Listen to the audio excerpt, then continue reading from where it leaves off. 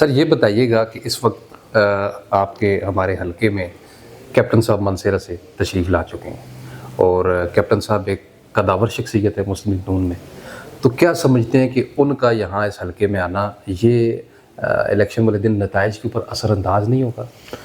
آپ کی بات بڑی جینین ہے.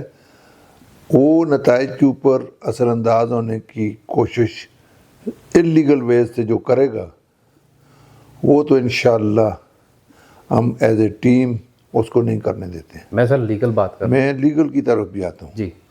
جو لیگل جو کر رہا ہے میرا خیال ہے وہ عمر ایوب خان کی فیور میں سپیچز کر رہا ہے. ٹھیک. اس لیے عمر ایوب خان کو تو اس کا مشکور ہونا چاہیے. وہ جو آ کر اس کے ماشاءاللہ گفتار ہے، سپیچز ہیں، ان کی وجہ سے اگر اس کی سپیچز یا اس کے بات چیت کا انداز درست ہوتا تو بڑی عزت دار تھی میاں محمد نواز شریف صاحب اپنا الیکشن نہ ہارتے. وہ الیکشن بھی صرف اس شخص کی وجہ سے آ رہے ہیں، اور ابھی عمر ایوب خان کی میسج بھی اس شخص کی وجہ سے الیکشن میں باری لیڈ لے گی انشاءاللہ.